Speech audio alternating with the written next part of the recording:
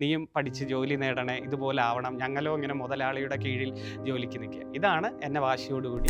Sir പറഞ്ഞ പോലെ തന്നെ അതേപോലെ തന്നെയുള്ള സാഹചര്യമായിരുന്നു എൻ്റെതും. അത്രയും ദരിദ്രമായിട്ടുള്ളൊരു സാഹചര്യമായിരുന്നു. അപ്പോൾ അങ്ങനെയുള്ളൊരു സാഹചര്യം ആയതുകൊണ്ട് തന്നെ ആ ഒരു സ്ഥിതിവിശേഷം മാറ്റിയെടുക്കണം എന്നുള്ള ചിന്ത ചെറുപ്പത്തിൽ ഉണ്ടായിരുന്നു. അപ്പോൾ ഡിഗ്രി ഫൈനൽ ഇയർ ആയ സമയം മുതലേ പഠിച്ചു തുടങ്ങി. ഡിഗ്രി കഴിഞ്ഞതിന് ശേഷം നാടൻ പണിക്ക് പോയി. അങ്ങനെ പണിക്ക് പോയി വന്നിട്ട് ഹാർഡ് വർക്ക് ചെയ്ത് പഠിച്ചു. അങ്ങനെയാണ് 22 വയസ്സിൽ കയറുന്നത്. മികച്ച കുട്ടികളൊക്കെ 10 10 ബിയിലും ഉണ്ടാവും. എന്നെ പോലെ വക്ക് കൂട്ടിയോ മൂല പോയതൊക്കെ 10 10 ജയിലൊക്കെയാണ് ഉണ്ടാവുക. ആ ക്ലാസ്സിൽ നിന്ന് ആദ്യമായിട്ട് ഒരു ഡിസ്റ്റിങ്ഷൻ ഉണ്ടാക്കിയെടുത്തത് ഗോവിന്ദ സാറായിരുന്നു. ആ സാറിന്റെ കണ്ണിൽ ആ തിളക്കം ഞാൻ കണ്ടിട്ടുണ്ടായിരുന്നു. ഞാൻ ബിൽ കളക്ടർക്കും ക്ലർക്ക് ആകുമ്പോഴും എൻ്റെ കൂടെ അന്ന് പാരൽ കോളേജിൽ പഠിപ്പിച്ചിരുന്ന പുള്ളി MA ലിറ്ററേച്ചർകാരനാണ്. അപ്പോൾ പുള്ളി LDC അങ്ങനെയുള്ള കാര്യങ്ങളൊന്നും ഇടും. പുള്ളിയെ അവസാനം എനിക്കൊരു LGS ആയിട്ട് കാണും. നിങ്ങൾ 3 പേരും സർക്കാർ സർവീസിൽ ഇരുന്ന ആൾക്കാരാണ്, ഇപ്പോഴും ഉള്ള ആൾക്കാരാണ്. അപ്പോൾ ആ നിലയ്ക്ക് നമുക്ക് ആ ഒരു കാര്യത്തിൽ നിന്ന് പിടിക്കാം. അപ്പോൾ ഒന്നാമത്തെ ചോദ്യം ഇതാണ്. ഒരു PSC ഉദ്യോഗസ്ഥനായിട്ട് സുജയ് സാർ അല്ലെങ്കിൽ അനിൽകുമാർ സാറിൽ നിന്ന് തുടങ്ങാം അല്ലേ? കാരണം ഒരു ഇരിപ്പുണ്ടല്ലോ, അവിടെ നിന്ന് തുടങ്ങാം. അപ്പോൾ PSC ഉദ്യോഗസ്ഥനായിട്ട് ജോലി ചെയ്യുമ്പോൾ ഉണ്ടായിരുന്ന ഒരു രസകരമായ ഒരു അനുഭവം പങ്കുവെക്കാമോ? എനിക്കവിടെ രസകരമായ അനുഭവം പറയുന്നതിനേക്കാൾ എനിക്ക് സംതൃപ്തി നൽകിയ ഒരു കാര്യം പറയുന്നതായിരിക്കും സന്തോഷകരമായിട്ടുള്ളത്. ഞാൻ ജില്ലാ ഓഫീസറായിട്ടിരിക്കുമ്പോൾ ഒരു ഉദ്യോഗാർത്ഥി സ്റ്റാഫ് നഴ്സിൻ്റെ ലിസ്റ്റ് അതിൻ്റെ ടെർമിനേഷൻ ആകുകയാണ്. ലിസ്റ്റ് അവസാനിക്കുകയാണ് 2 ആഴ്ചയ്ക്കുള്ളിൽ. അപ്പോൾ ഒരു കുട്ടി കടന്നു വന്നിട്ട് ആ റാങ്ക് ലിസ്റ്റിൽ അടുത്തതായി ജോലി കിട്ടേണ്ട ഉദ്യോഗാർത്ഥിയാണ്. അത് കടന്നു വന്ന്, സാറ് ഞാൻ DMO ഓഫീസിലും DHSലും ഒക്കെ കയറി ഇറങ്ങുകയാണ്, പക്ഷേ വേക്കൻസി കിട്ടുന്നില്ല. ഇപ്പോൾ ഈ ഒരു അവസ്ഥയിൽ ഇത്രയും നാൾ ഞാൻ മോഹിച്ചിരുന്നൊരു ജോലിയാണ്. എനിക്ക് ഒരു പ്രൈവറ്റ് ഇൻസ്റ്റിറ്റ്യൂഷനിൽ നിന്ന് കിട്ടുന്നത് വെറും 5000 രൂപ മാത്രമാണ്. എൻ്റെ വീട്ടു കാര്യങ്ങൾ നോക്കാനേ കഴിയുന്നില്ല. അതുകൊണ്ട് ഇത് കിട്ടിയില്ലെങ്കിൽ ഞാൻ ആത്മഹത്യ ചെയ്യുമെന്ന് പറഞ്ഞത് പൊട്ടിക്കരഞ്ഞു. അപ്പോൾ ആക്ച്വലി മറ്റുള്ളവരുടെ ഒരു കരച്ചിൽ കാണുമ്പോൾ ആ ഉദ്യോഗാർത്ഥിയുടെ ഉള്ളിൽ നിന്ന് വന്നതാണല്ലോ. ആ കരച്ചിൽ എൻ്റെ കണ്ണുകളെയും ഈർന്നണിയിച്ചു എന്നുള്ളതാണ് സത്യം. പക്ഷേ അത് നേരത്തെ ഒരു യുക്തി അനുസരിച്ച് ഞാൻ പറഞ്ഞു, വേക്കൻസി ഉള്ളതായിട്ട് നിങ്ങൾക്ക് ഉറപ്പുണ്ടോ? അത് പറഞ്ഞു, ഉറപ്പുണ്ട് സാർ. ഞാൻ പറഞ്ഞു, നിങ്ങൾ നാളെ തന്നെ ഹൈക്കോടതിയിലേക്ക് നീങ്ങുക എന്ന് പറഞ്ഞ് ഞാൻ പരിചയമുള്ള ഒരു അഡ്വക്കേറ്റിനെ കൂടെ പരിചയപ്പെടുത്തി കൊടുത്തു. അതിൻ്റെ അടിസ്ഥാനത്തിൽ അത് കേസിന് പോയി.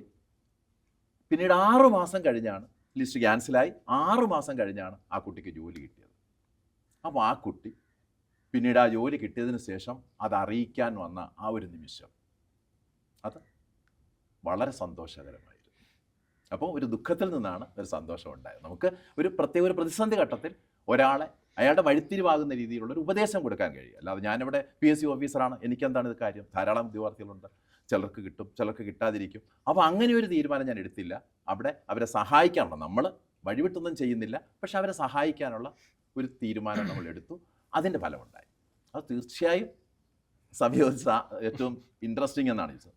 അത് ഇൻട്രസ്റ്റിംഗ് തന്നെയാണ്. നമ്മുടെ ഒരു സർക്കാർ സർവീസിലിരിക്കുന്ന ആർക്കും ആവശ്യമുള്ളൊരു കാര്യം തന്നെ. ഇത് തന്നെയാണോ സുജയ് സാറിന് പറയാനുള്ളത്? ഇതുപോലെ ഇഷ്ടംപോലെ അനുഭവങ്ങളുണ്ട്. കാരണം ഞാൻ ചെയ്തത് അങ്ങനെ ഒരു ജോലിയായിരുന്നു. അപ്പോൾ നമ്മുടെ അടിസ്ഥാന ആവശ്യമാണല്ലോ ഭക്ഷണം, വസ്ത്രം, പാർപ്പിടം. അതിൽ പാർപ്പിടം എന്ന് പറയുന്നത് ഇല്ലാത്തൊരാൾ അത് ആഗ്രഹിച്ച് വരുമ്പോൾ അത് കൊടുക്കാൻ പറ്റിയ കുറേ കേസുകളുണ്ട്. IMS പദ്ധതിയിലായാലും ലൈഫ് പദ്ധതിയിലായാലും ഒക്കെ അങ്ങനെയുള്ള എത്രയോ മുഖങ്ങൾ ഇപ്പോഴും മനസ്സിലുണ്ട്. കാരണം അത് ഗവൺമെൻറ്റിൻ്റെ പൈസയാണെങ്കിലും നമ്മൾ കൊടുക്കുമ്പോൾ അവർ നമ്മളെയാണ്, ഇതിപ്പം സുജയ് സാർ അല്ലെങ്കിൽ ആ ഒരു സാർ ആ ഒരു ഉദ്യോഗസ്ഥൻ തരുന്ന പോലെയാണ് അവർ കരുതുന്നത്. അതുകൊണ്ട് തന്നെ വളരെ നന്ദിയോടെയുള്ള കണ്ണുകൾ അങ്ങനെ എത്രയോ കണ്ടിട്ടുണ്ട്. അതൊക്കെ വളരെ ജീവിതത്തിൽ വളരെയധികം സന്തോഷം നൽകിയ കാര്യങ്ങളാണ്. പ്രദീപ് സാറിനും പ്രത്യേകിച്ച് എടുത്തു പറയത്തക്ക സംഭവം? എടുത്തു പറയാൻ, ഞാൻ ആദ്യം ഹയർ സെക്കൻഡറി സ്കൂളിൽ ലാബ് അസിസ്റ്റൻ്റാണ് കയറിയത്. അപ്പോൾ ഞാൻ ട്യൂട്ടോറിയൽ കോളേജിലൊക്കെ ഹ്യൂമാനിറ്റീസ് പഠിപ്പിച്ചുകൊണ്ടിരിക്കുക. സയൻസ് ലാബ് അസിസ്റ്റൻ്റ് ആണെങ്കിലും അവിടുത്തെ ബോയ്സ് ഹൈസ്കൂളിലെ കുട്ടികളെ രാവിലെ 9 മണിക്ക് നേരത്തെ വിളിപ്പിച്ച് ഞാൻ എക്സ്പ്ലെയിൻ ചെയ്ത് കൊടുക്കുമായിരുന്നു ഈ ഹ്യൂമാനിറ്റീസ് ഗ്രൂപ്പുകാർ. അവരുടെ നല്ല വിജയം, ആ വർഷത്തെ വിജയം എൻ്റെ ഒരു ക്രെഡിറ്റാണ്. പിന്നെ KCBയിലാകുമ്പം ക്യാഷ്യർ തസ്തികയിലാകുമ്പോൾ ഈ ക്യൂ നിൽക്കുന്നവരിൽ ഒത്തിരി പാവപ്പെട്ട അപ്പൂപ്പനും അമ്മൂമ്മമാരും ഒക്കെ വരുമ്പോഴേ അവരെയൊക്കെ പ്രത്യേകം ഞാൻ വിളിച്ച്, അതൊക്കെ ഭയങ്കര സന്തോഷമാണ്. എങ്കിൽ പോരെ അവിടെ നിൽക്കേണ്ട ഒരു ആവശ്യമില്ല. ആരെങ്കിലും എന്തെങ്കിലും പറഞ്ഞാൽ പോലും ഞാൻ എണീച്ച് നിന്ന് വിളിച്ചുകൊണ്ട് വരും. അതും നമ്മളൊരു സർക്കാർ ജീവനക്കാരൻ്റെ ധർമ്മമാണല്ലോ. അങ്ങനെയുള്ള എല്ലാം സഹായിക്കുക. പിന്നെ ഓഫീസിൽ ചെന്നതിന് ശേഷം ഞാൻ വരുത്തിയ മാറ്റങ്ങൾ, എൻ്റെ റൂം ഭയങ്കര പൊടിയടിച്ച് ഫയലുകൾ അതേപോലെയൊക്കെ ഇരിക്കുക. ഞാൻ ഉച്ചയ്ക്ക് ശേഷം ഫ്രീ ആവുന്ന സമയത്ത് ഞാൻ ചെയ്യാൻ തുടങ്ങിയപ്പോൾ എൻ്റെ കൂടെ എൻ്റെ സാറുമാരും എൻ്റെ ജൂനിയറുകാരും എല്ലാം എൻ്റെ കൂടെ വന്ന് ഒരുമിച്ച് ചെയ്ത് ആ ഒരു റൂമും കാര്യങ്ങളും അതൊക്കെയാണ് നമ്മൾ ഇറങ്ങിത്തിരിക്കുമ്പം അങ്ങ് ഓരോരുത്തരും നമ്മളെ കൂടെ ശരിയാണെങ്കിൽ അത് മുന്നോട്ട് വരും. അതാണ് അത് ഭയങ്കര സന്തോഷമാണ് ഞാൻ ഓരോ കാര്യങ്ങളും ചെയ്യുന്നത്. സാറേ, സർക്കാർ ജോലി കിട്ടിയില്ലായിരുന്നെങ്കിൽ എന്ത് ജോലി ചെയ്യുമായിരുന്നു? ഈ ജോലി തന്നെ. കാരണം ഞാനിത് ചെയ്തുകൊണ്ടിരിക്കുന്ന സമയത്താണ് സർക്കാർ ജോലിയിലേക്ക് പോയത്. അതായത് ഈ ജോലി ഏറ്റവും കൂടുതലായിട്ട് ചെയ്തിരിക്കുന്ന സമയത്ത്, അതായത് സർക്കാർ ജോലി എനിക്ക് തോന്നുന്നത് ഞാൻ ആദ്യം കയറുന്ന സമയത്ത് LD ക്ലർക്കായിട്ട് കയറുന്ന സമയത്ത് അന്ന് 5500 രൂപയാണ് അതിൻ്റെ ശമ്പളം. അപ്പോൾ അതിൻ്റെ ഒരു 3 ഇരട്ടി ഞാൻ പുറത്തുനിന്ന് ക്ലാസ് എടുത്ത് ഉണ്ടാക്കിക്കൊണ്ടിരിക്കുന്ന ടൈമാണ് ആ സമയത്ത്. കാരണം ഞാൻ 2008 മുതൽ PSC ക്ലാസ് എടുക്കാൻ തുടങ്ങിയിട്ടുണ്ട്. അപ്പോൾ ആ ഒരു ടൈമിലാണ് സർക്കാർ ജോലിയിലേക്ക് പോയിരുന്നത്. അപ്പോൾ സ്വാഭാവികമായിട്ടും സർക്കാർ ജോലി നേടിയില്ലായിരുന്നെങ്കിൽ ഈ ഫീൽഡിൽ ഞാൻ കുറേ കൂടെ മുന്നേ കുറച്ചുകൂടെ ശോഭിച്ചിരുന്നേനെ എന്നാണ് എനിക്ക് തോന്നുന്നത്. സാറ് പറഞ്ഞ BEd ഒക്കെ കഴിഞ്ഞിട്ടുണ്ടായിരുന്നല്ലേ അന്ന് സാർ? അതെ അതെ. അപ്പോൾ അന്ന് ടീച്ചിങ് എന്ന് പറഞ്ഞിട്ട് ഞാൻ ഇറങ്ങിയാണ്. അതെ, BEd കഴിഞ്ഞുകൊണ്ടിരിക്കുന്ന സമയത്താണ് ജോലി കിട്ടിയത്. പ്രദീപ് സാറ് ഇപ്പോൾ ഒരു സർക്കാർ ഉദ്യോഗസ്ഥനായില്ലായിരുന്നുവെങ്കിൽ ഇപ്പം എന്തായേനെ? ആകണമെന്ന് തന്നെയായിരുന്നു ഉറപ്പിച്ചാണ് മുന്നോട്ട് പോയത്. +2 വെക്കേഷൻ തൊട്ടേ എനിക്ക് ആകണം, എൻ്റെ അച്ഛൻ്റെ അമ്മയും ആഗ്രഹം. പിന്നെ ആയില്ല എന്നുള്ളൊരു ചിന്ത വന്നിട്ടില്ല. പക്ഷേ ആയില്ലെങ്കിൽ തീർച്ചയായിട്ടും ഒരു ഏത് രീതിയിലാണോ ഒരു അധ്യാപക മേഖലയിൽ ശോഭിക്കുക, ഓരോരുത്തർക്കും ദൈവം ഓരോ കഴിവ് കൊടുത്തിട്ടില്ലേ. എനിക്ക് നിശ്ചയിച്ചിരിക്കുന്ന കഴിവ് ചിലപ്പോൾ അധ്യാപകൻ തന്നെയാണെന്ന് എനിക്ക് കൊച്ചിലേ അറിയാം. കാരണം +2 വെക്കേഷൻ തൊട്ടേ വീട്ടിൽ കൊച്ചുകുട്ടികളുടെ ട്യൂഷൻ എടുത്ത് അന്ന് തന്നെ ഞാൻ ജോലി കയറുന്ന സമയത്ത് 70ഓളം കൊച്ചുകുട്ടികൾ 5ലും 6ലും 7ലും എൻ്റെ വീടിൻ്റെ ടെറസിൻ്റെ മണ്ടേ പഠിച്ചുകൊണ്ടിരിക്കുക. അന്നേരം ഞാനത് തുടർന്ന് പിന്നെ ഒന്നുകിൽ PSC പഠന ക്ലാസ് ഇങ്ങനെ പൊയ്ക്കൊണ്ടിരിക്കും. തീർച്ചയായിട്ടും ഒരു അധ്യാപക മേഖലയിൽ തന്നെ ഞാനും ശോഭിക്കുമായിരുന്നു. ഓക്കെ, അനിൽകുമാർ സാറിന് ഇതേ സെയിം അഭിപ്രായമാണോ? തീർച്ചയായും. സാർ കാരണം ഞാനൊരു അധ്യാപകനായിരിക്കെയാണ് എനിക്ക് മുനിസിപ്പൽ കോമൺ സർവീസിൽ ബിൽ കളക്ടർ കം ക്ലർക്ക് എന്ന തസ്തികയിലേക്കാണ് ആദ്യം ജോലി ലഭിക്കുന്നത്. പിന്നീട് ഞാൻ ഹെൽത്ത് സർവീസിലേക്കൊക്കെ വരുന്നു. അപ്പോൾ അന്ന് ഞാൻ ആ ജോലിയിൽ വരുമ്പോൾ ബിൽ കളക്ടർ കം ക്ലർക്ക് കിട്ടുന്ന സമയത്ത് ആ ജോലിയിൽ പോകണോ? ഞാൻ 45 ദിവസം എക്സ്റ്റൻഷനൊക്കെ എടുത്ത് പിന്നീടാണ് പോയി ജോയിൻ ചെയ്തത്. കാരണം അന്ന് LDCയെ സംബന്ധിച്ചിടത്തോളം 1988 അന്ന് വെറും 600 രൂപയാണ്. 650 രൂപയാണ് ഗ്രോസ് എമൗണ്ട് സാലറി ലഭിക്കുക. പക്ഷെ അന്ന് 650 രൂപയ്ക്ക് വിലയുണ്ട്. പക്ഷെ അന്ന് എനിക്ക് ട്യൂട്ടോറിയൽ ഫീൽഡിൽ ഞാൻ ഒരു 4 സ്ഥാപനങ്ങളിൽ പഠിപ്പിക്കുന്നു. സ്വന്തമായൊരു സ്ഥാപനമുണ്ട്, അത് കൂടാതെ 3 സ്ഥാപനങ്ങളിൽ കൂടി പഠിപ്പിക്കുന്നു. എനിക്ക് അന്ന് 4000 രൂപ വരുമാനമുണ്ട്. അപ്പോൾ ഈ വരുമാനം ഉപേക്ഷിച്ചിട്ട് അങ്ങോട്ട് പോകാൻ എനിക്കൊരു ബുദ്ധിമുട്ടായിരുന്നു. പക്ഷേ എൻ്റെ ഒരു റിലേറ്റീവ് എന്നെ ഉപദേശിച്ചു, നമ്മൾ ഈ 4 സ്ഥാപനങ്ങളിലായിട്ട് ഇത്രയും സ്ട്രെയിൻ എടുത്ത് എത്ര നാൾ നമുക്ക് മുന്നോട്ട് പോകാൻ കഴിയും? സർക്കാർ ജോലിയുടെ സേഫ്റ്റി, ആ സേഫ്റ്റി സ്വീകരിക്കുക, അതുകൊണ്ട് അതിൽ പോയി ജോയിൻ ചെയ്യുക എന്ന് പറഞ്ഞു. അങ്ങനെ ആ ഉപദേശം സ്വീകരിച്ചുകൊണ്ടാണ് ഞാൻ ആ ജോലിയിൽ ജോയിൻ ചെയ്യുന്നത്. പിന്നീട് ഹെൽത്ത് സർവീസിൽ എനിക്ക് ജോലി കിട്ടി. ഹെൽത്ത് സർവീസിൽ നിന്നാണ് പിന്നീട് ഞാൻ PSCയിലേക്ക് വരുന്നത്. ഓക്കെ, അപ്പോൾ എന്തായാലും 3 പേരും ഇതല്ലായിരുന്നുവെങ്കിൽ ടീച്ചറായി മാറിയാണ്. Okay, yes. അപ്പോൾ അത് പ്രദീപ് സാറിനോട് ഒരു സർക്കാർ ജോലി വേണമെന്നൊരു സ്പാർക്ക്, പെട്ടെന്നൊരു സ്പാർക്ക് അതെങ്ങനെ ഉണ്ടായത്?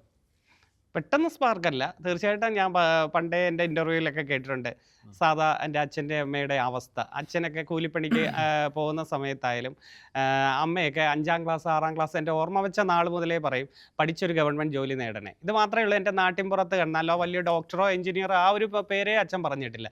നീ പഠിച്ചൊരു ഗവൺമെൻറ് ജോലി നേടണേ. ഈ ഒരു ആഗ്രഹം മുന്നോട്ട് പോയിക്കൊണ്ടേയിരിക്കുകയായിരുന്നു. 10ാം ക്ലാസ് കഴിഞ്ഞാലും +2 കഴിഞ്ഞാലും എത്രയും പെട്ടെന്ന് നല്ലൊരു ഗവൺമെൻറ് ജോലി നേടുക. ഇതാണ് ആ ഒരു വാശി അവർക്ക് കൊടുത്ത ഒരു വാക്ക്.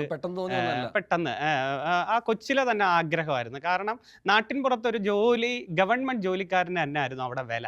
ഒരു സമൂഹത്തെ നോക്കുമ്പോഴായാലും എവിടെ നോക്കിയാലും ഞാനൊക്കെ അന്ന് കാണുമ്പോഴും ഓരോ സാറുമാരുടെ വഴി, ഞാനിപ്പോൾ ഒരു TV ഒന്നും ഇല്ലായിരുന്നു എൻ്റെ വീട്ടിൽ. TV കാണാൻ പോകുന്നത് ഒരു ഉദ്യോഗസ്ഥൻ്റെ ഒരു സാറിൻ്റെ വീട്ടിലാണ്. അപ്പോൾ ആ സാറ് വരുന്നതും വൈകുന്നേരം വരുന്നതും ജോലി കഴിഞ്ഞ് വരുന്നതും ആ വീട്ടിൽ അടുക്കും ചിട്ടയും ഇതൊക്കെ കാണുമ്പോൾ അമ്മയൊക്കെ വന്ന് വീട്ടിൽ ഇരുന്ന് പറയും, കണ്ടോ ഗവൺമെൻറ് ജോലിയുടെ വില കണ്ടോന്ന്.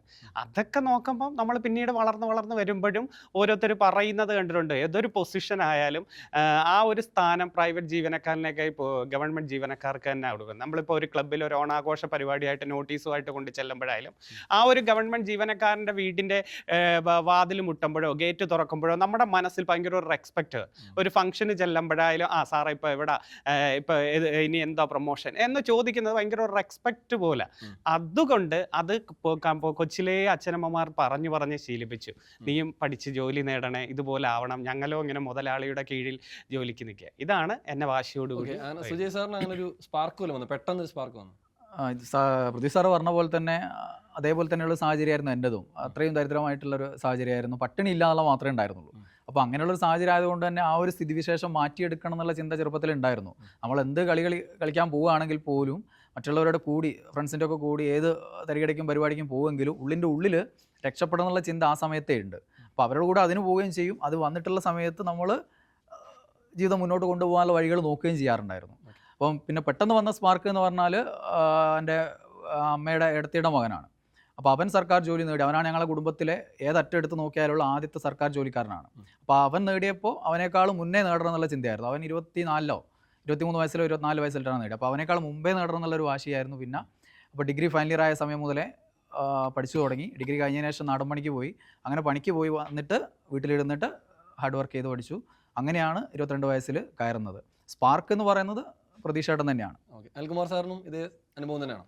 ജീവിത പ്രാരാബ്ദങ്ങൾ തന്നെയാണ്. കാരണം എപ്പോഴും നമ്മൾ ജീവിത പ്രാരാബ്ദങ്ങൾ ഉണ്ടാകണം, ജീവിതത്തിൽ പ്രാരാബ്ദങ്ങൾ ഉണ്ടാകണം, എങ്കിലേ നമുക്കൊരു ലക്ഷ്യബോധം ഉണ്ടാവും. അപ്പോൾ അന്നത്തെ എൻ്റെ ഒരു അവസ്ഥയെന്ന് പറയുന്നത്, അന്ന് ഞങ്ങൾക്ക് ഒരു 1 ഏക്കറോളം ഭൂമിയുണ്ട്. അപ്പോൾ അതിൽ നിന്ന് കിട്ടുന്ന തേങ്ങ, അച്ഛന് ജോലിയൊന്നുമില്ല, അച്ഛനൊരു കലാകാരനാണ്, ഇവിടെ പ്രഭു ഒരു കലാകാരനാണ്, പിന്നെ ഒരു നാടക ട്രൂപ്പൊക്കെ ഉണ്ട്, പിന്നെ അമ്മ വീട്ടമ്മയാണ്. അപ്പോൾ ആ ഒരു സിറ്റുവേഷനിൽ ഇതിൽ നിന്ന് കിട്ടുന്ന സംഗതി കൊണ്ട് നമുക്ക് മുന്നോട്ട് പോകാം ഒരുവിധം. പക്ഷേ ഇടയ്ക്ക് ഈ അച്ഛൻ്റെ കലാഭ്രമം മൂത്തിട്ട് അദ്ദേഹം ഇതിൽ നിന്ന് കിട്ടുന്ന പണം ചിലപ്പോൾ ഈ തേങ്ങ കൊടുക്കുന്ന സ്ഥലത്ത് മുൻകൂറായിട്ട് അങ്ങ് പറ്റിയങ്ങ് പോകും. പുള്ളി ഇങ്ങനെ ഇതിനു വേണ്ടി ഇങ്ങനെ നടക്കുകയാണ്, കല എന്നുള്ള രീതിയിൽ നടക്കുകയാണ്. അപ്പോൾ ആ ഒരു രീതി വന്നപ്പോഴത്തേക്ക് വീട്ടിൽ വളരെയധികം ബുദ്ധിമുട്ടുണ്ടായി.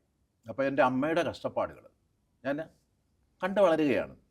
അപ്പോൾ രാത്രിയൊക്കെ പലപ്പോഴും ഞാൻ ശ്രദ്ധിച്ചിട്ടുണ്ട്, അന്ന് ഈ ഓല മുടയുക എന്നൊക്കെ പറയുന്നൊരു സാധനമുണ്ട്. കാരണം അന്ന് വീടുകളൊക്കെ മേൽക്കൂരയൊക്കെ ഓല കൊണ്ടാണല്ലോ ചെയ്യുന്നത്. അപ്പോൾ നമ്മുടെ പറമ്പിലെ ഓലയൊക്കെ എടുത്ത് അമ്മ തന്നെ രാത്രിയൊക്കെ ഇരുന്ന് ഓല മെടഞ്ഞ് പിന്നെ അത് വിറ്റ്, പിന്നെ ചിലപ്പോൾ എനിക്ക് തോന്നുന്നു ഒരു ദിവസത്തെ ഒരു നേരത്തെ ആഹാരം കഴിച്ചത് അച്ഛനും അറിയുന്നില്ല. അച്ഛനിങ്ങനെ മറ്റ് പല മേഖലകളിലേക്ക് ഇങ്ങനെ പോവുകയാണല്ലോ. അപ്പോൾ അങ്ങനെയുള്ളൊരു ജീവിത ബുദ്ധിമുട്ടിലൂടെ കടന്നു പോയത് കൊണ്ട് ഞാൻ ഏകദേശം +1 ആകുമ്പോൾ MSN കോളേജിലാണ്. അന്ന് കോളേജിൽ അറ്റൻഡൻസ് ഒന്നും ഒരു പ്രശ്നമില്ല. അവിടെ ഒരു വിജയ ട്യൂട്ടോറിയ ഉണ്ട്, എൻ്റെ ഒരു സാറിൻ്റെ ട്യൂട്ടോറിയാണ്. സാർ ഇങ്ങനെ പഠിപ്പിക്കാമോ എന്ന് ചോദിച്ച് വിളിച്ചപ്പോൾ ഞാൻ അവിടെ പോകുന്നു. അപ്പോൾ അവിടെ ചെന്ന് ഞാൻ അവിടെ കോളേജിൽ വല്ലപ്പോഴൊക്കെ പോകും, എന്നെ വിസിറ്റിംഗ് പ്രൊഫസർ എന്നാണ് വിളിക്കുന്നത്. അപ്പോൾ ഞാനിവിടെ പഠിപ്പിക്കുകയാണ്. ഇവിടെ പഠിപ്പിക്കുമ്പോൾ പിന്നെ സാറ് ആദ്യം പിന്നെ LPS ഈ ഒരു 7ാം ക്ലാസ് വരെ ഇവിടെ തരുന്നു, അതിനുശേഷം 10ാം ക്ലാസ് വരെ തരുന്നു.